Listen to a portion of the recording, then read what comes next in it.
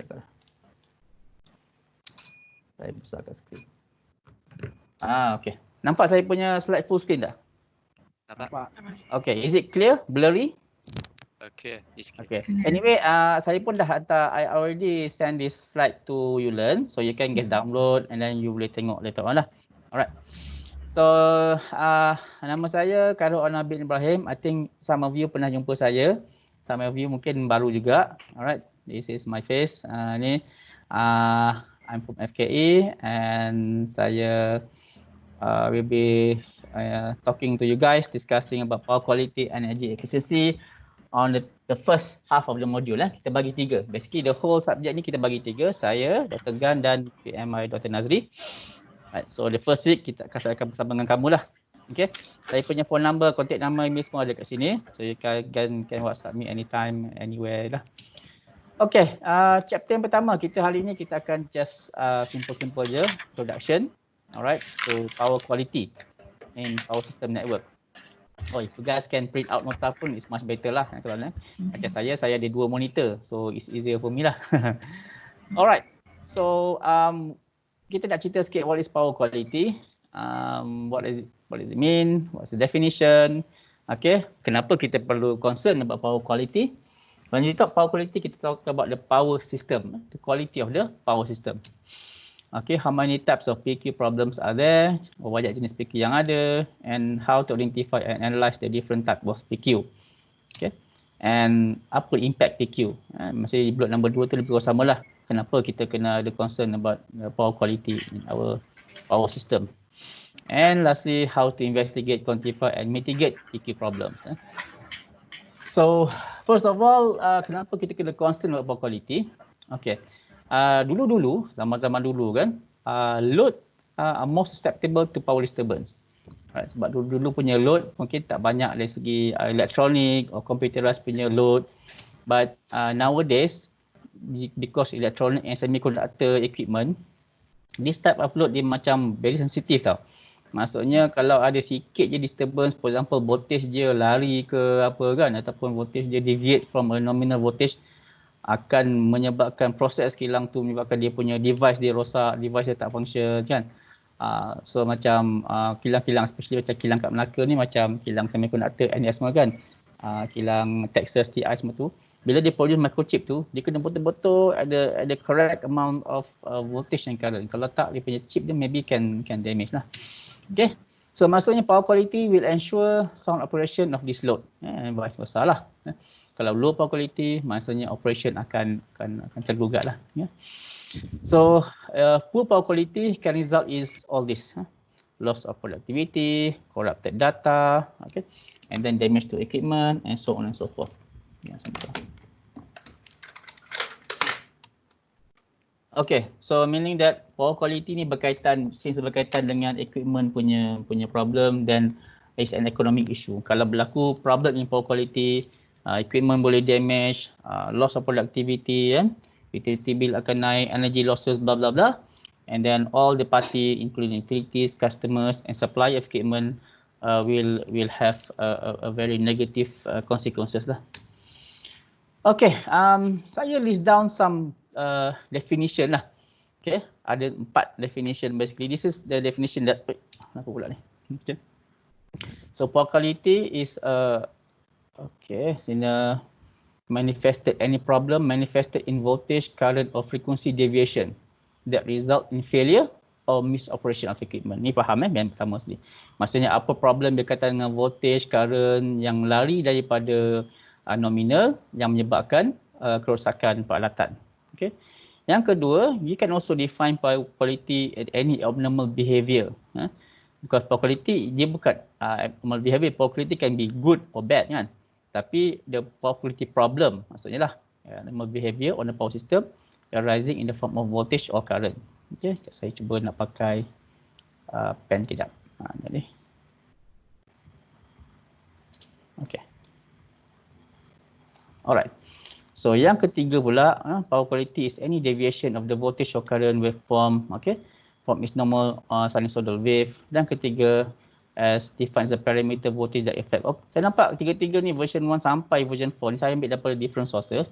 So dia lebih kurang sama, yang penting dia ada perkataan yang common ni ialah deviation, yang berbeza dengan nominal. And the most common is voltage. Kamu nampak kat sini ada voltage sini kan, of the voltage, okay, of the voltage. So power quality basically concern about voltage. Okay. So power quality ni ada banyak problem. Kita akan go through one by one later on in part 2 punya slide. Ada voltage sag, swell, flicker, harmonic, over voltage, under voltage, transient. So dia ada banyak. Actually ada 7 kategori. Kalau IEEE punya definition ada 7 kategori lah. Kalau mungkin IEC ada different categorization. So kita discuss about this one by one later on. Okay. So tadi kita tengok definition tadi kan about PQ. So basically kita tengok that dia punya commonly kita kata that PQ ni refer mainly to voltage quality. Okay. So meaning that power quality is very much dependent. Maksudnya berkadar terus dengan what is the voltage quality. If for good or better power quality, then the voltage quality akan better lah. It depends on voltage quality. So if voltage quality down, the power quality will also down lah. Okay, tentu. So kenapa voltage, kenapa tak current, kenapa tak apa kan? So because voltage ni is consistent.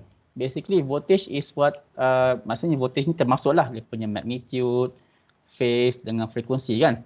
Is consistent. Maksudnya what the voltage system tu dia nak set, for example 11 kV lah yang the system tu need to provide and control kan. So sistem akan cuba control the voltage to be at the same voltage. Tapi current ni bergantung kepada customer. Kalau load dia tinggi, current pun tinggi. Kalau load rendah, current dia rendah. So basically current ni kita tak boleh control. Okay. So kalau tak ada load, no current lah. Kalau load tinggi, alright, power pun tinggi. So basically the only thing that kita as engineer or utility supply provider boleh control ialah untuk maintain the voltage, the magnitude, phase dia dengan frekuensi within a certain limit. Alright. So dia ada limitnya, kita kena maintain. Okay. Kalau characteristic of ideal or good power quality. Okay. 3 benda lah kalau nak ingat. Dia punya keyword sekali kalau you want to remember apa itu good power quality. Perkataan balanced. Yang kedua perkataan in phase. The third word is free of distortion. If all these 3 criteria, okay, definition dia lepas ni, slide after this. Okay, so if you can remember all these 3 words, balance, in phase and free of distortion, then you will be able to remember any type of power quality problems. Okay, so if we look at this graph here, saya tunjukkan some gambar kat sini. Tadi. Okay. Okay, sebelum tu ada soalan apa-apa pasal definition of power quality? So far so good? Korang okay? Okay. Alright, good. Okay. So far so good. Saya cakap cepat sangat ke slow sangat? Okay. Okay, alright, nice. Okay, so kamu tengok kat sini, for balance, kamu dah belajar dulu kan master time degree, kamu semua dah pernah ambil power system, electrical power system kan? Kita pun pernah ajar dulu. Balance maksudnya all the voltage separated by 120 degrees and magnitude itu semua sama, betul? Same peak, same RMS value kan? Okay. So for continuous operation, equipment need continuous RMS voltage and waveform dan frekuensi. Okay. So continuous maksudnya berterusan. Dia tak boleh putus-putus, tak boleh ada tiba-tiba turun naik kan? Okay. Tapi electrical power system ni kita tahulah kan dia tak at certain time voltage will not be 100% clean sine wave. Clean ni maksudnya bersih lah, tak ada macam tiba-tiba ada spike ke, ada disturbance ke kan.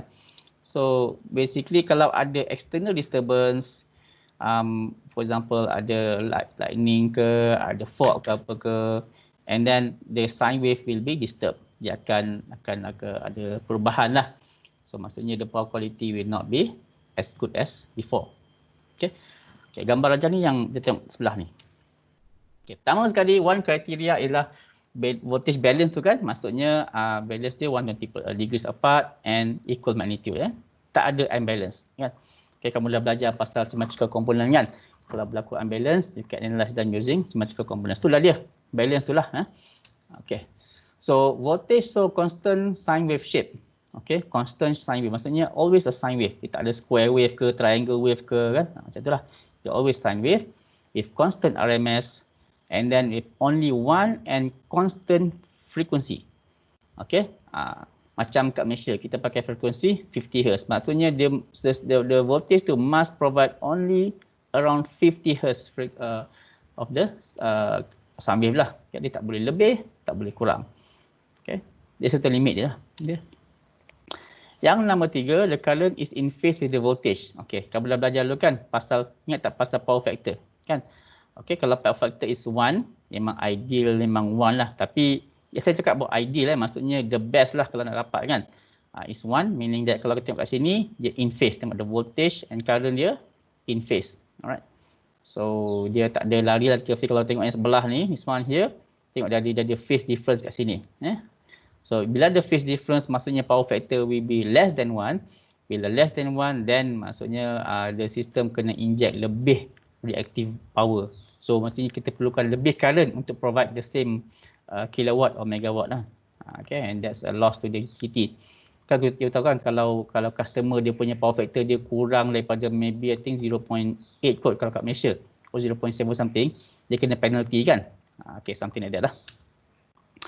Okay, last but not least, the voltage and current sine wave are not distorted. Okay, are not distorted or interrupted.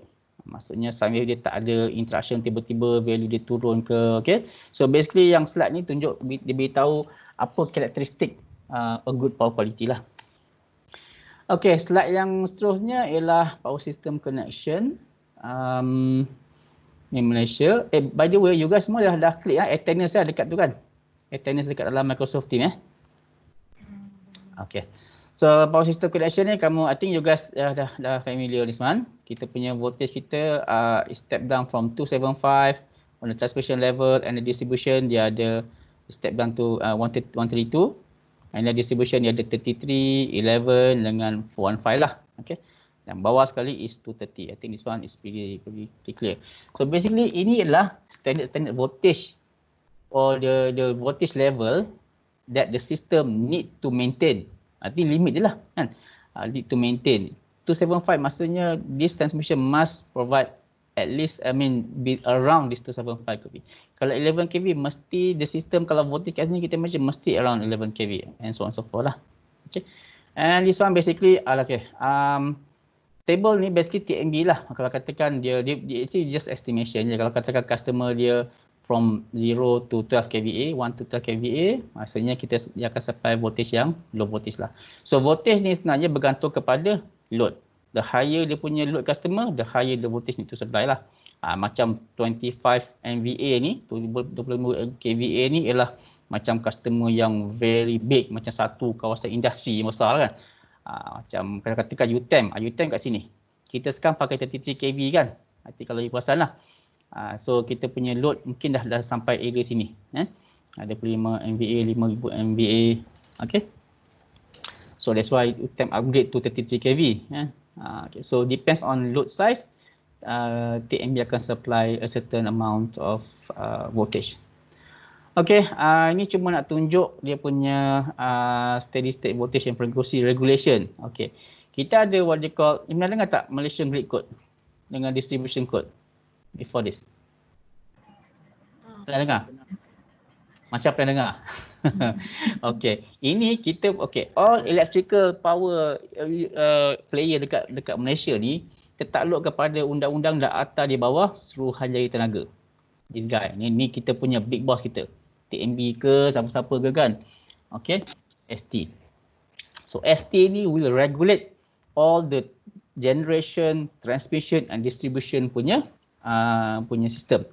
So untuk grid ni basically kita punya transmission grid, distribution grid lah, transmission grid. Kalau distribution dia ada code dia sendiri.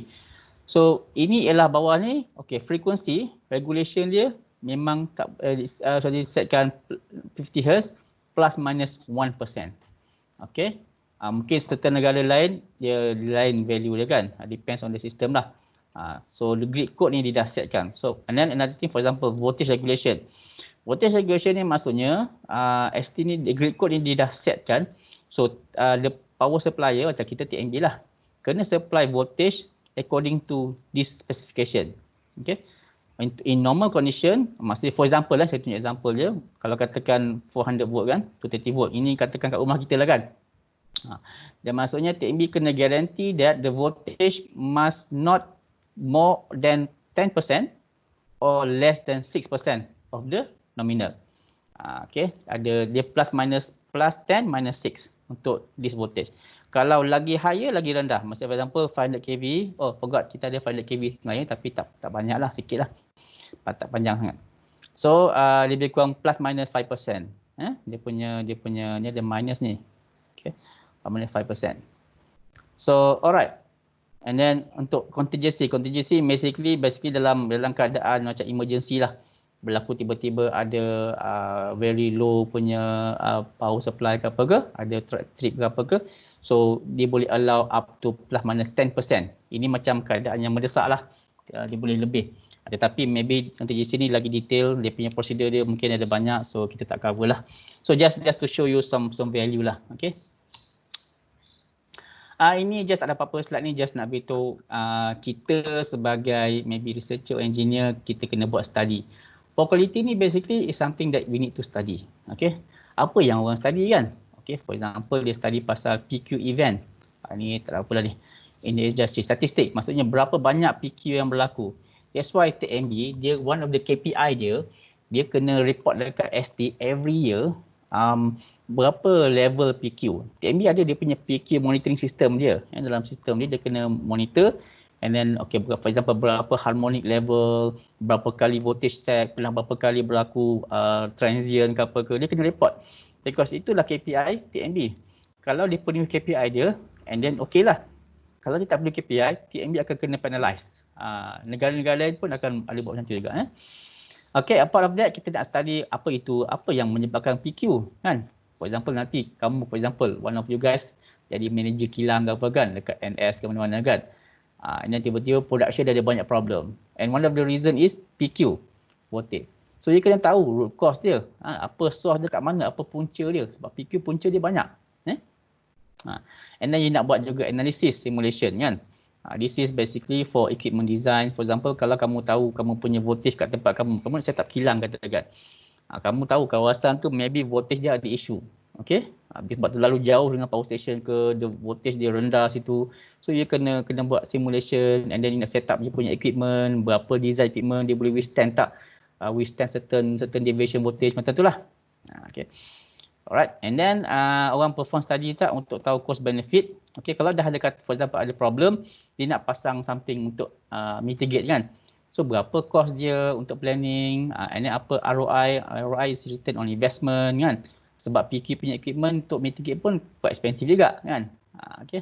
And then also orang study PQ ni untuk develop or review power quality standards, because power quality standard dia ada banyak. Dia ada UK standard, US standard, IEEE standard, IC standard, berpuluh-puluh standard.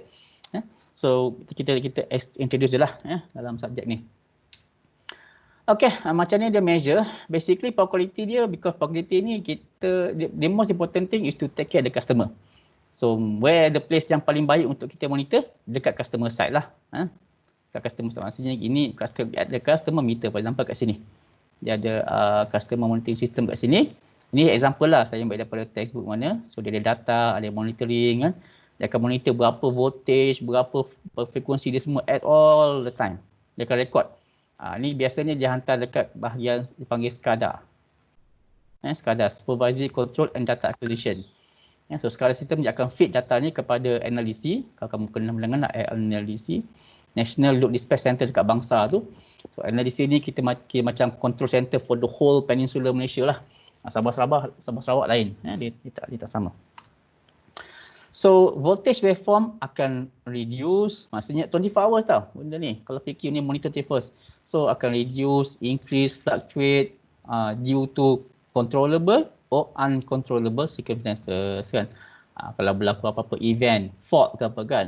So akan menyebabkan isu PQ juga.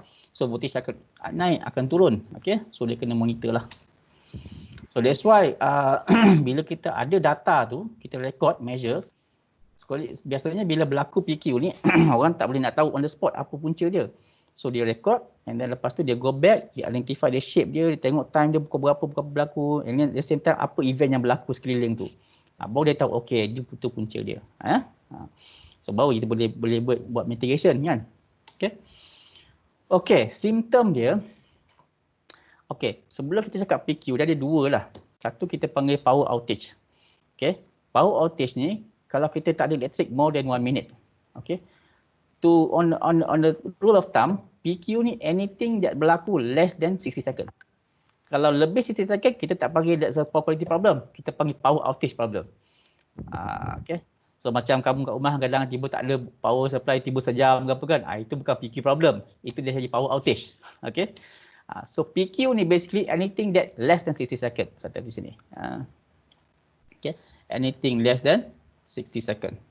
So for example, kamu kena tengok kalau ada lampu kat tu blinking ke, tiba-tiba ada equipment operate ke, equipment failure tiba-tiba kan, premature, ada simptom macam nak outage, ni not for less than 60 second tiba-tiba tak ada elektrik langsung. Tapi lepas 40 second ada balik. Itu PQ lah.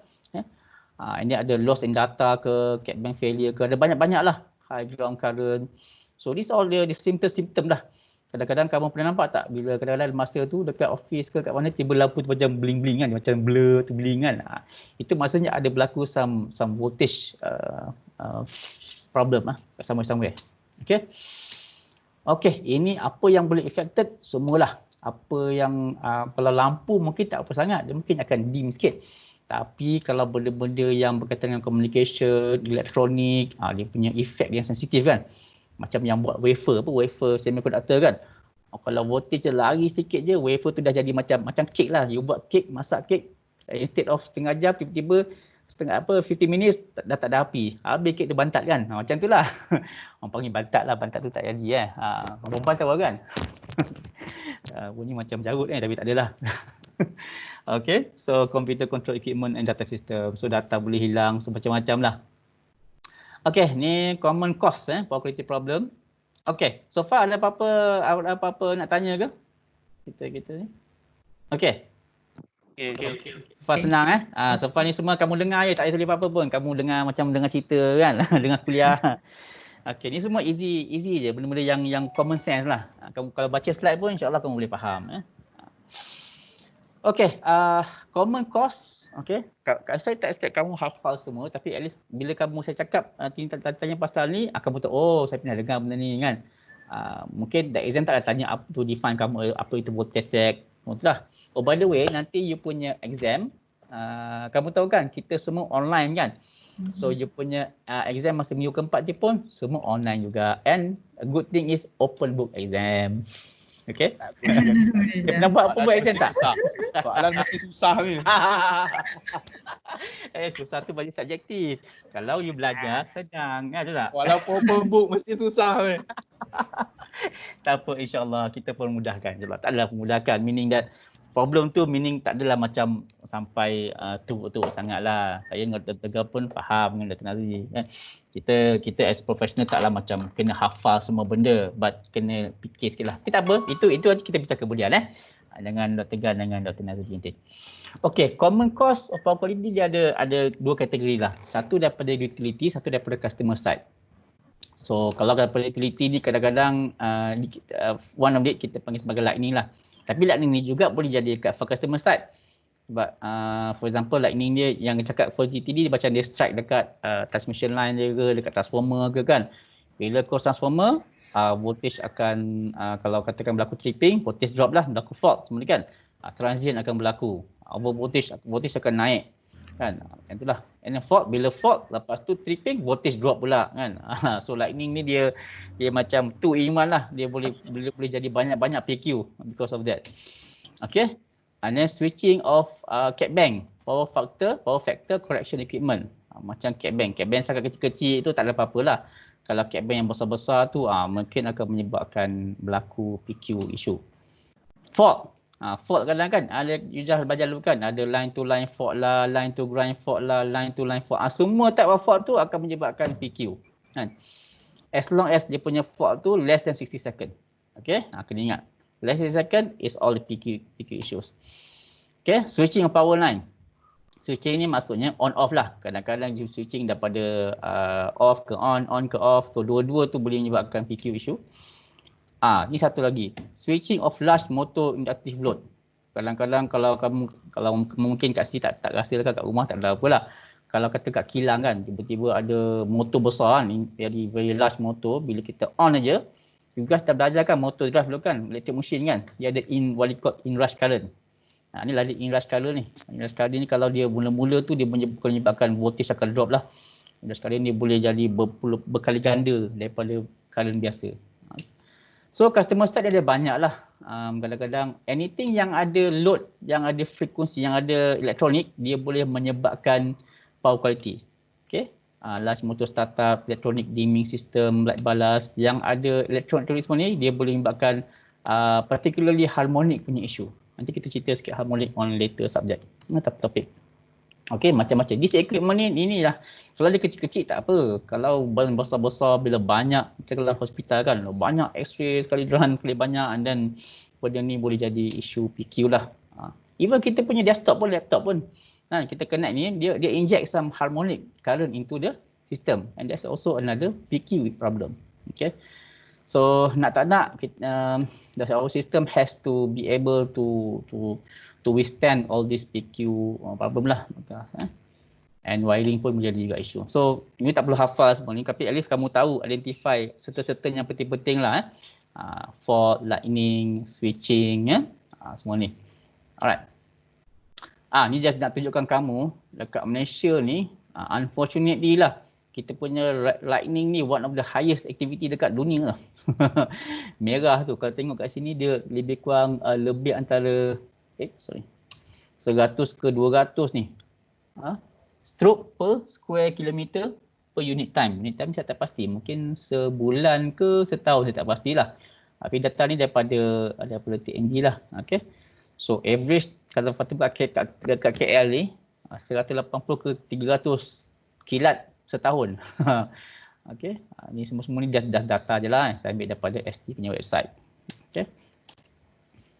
Alright. So consequence dia loss productivity, idle people. Ni semua kalau dah equipment dah rosak, production tak jalan, ni semua ni standard lah. Dia boleh agak-agak lah. Tak ada apa-apa loss of time, semua ni standard. Okay. So memang according to this magazine, 30-40% all business downtime is related to PQ problem. Itu memang is a big issue lah kalau berlaku PQ ni. Okay, ini just number je lah, kamu tak perlu hafal.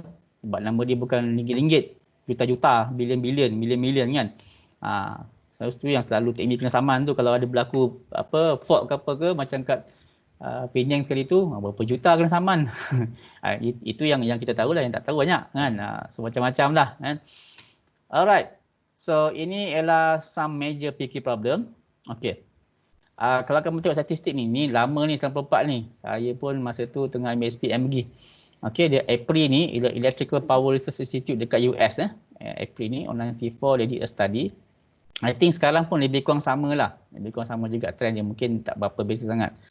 Voltage sag ni yang paling banyak sekali. Paling sama. Maksudnya voltage tu dia kurang daripada nominal. Dia turun. Dia macam sagging tu maksudnya dia merendah lah.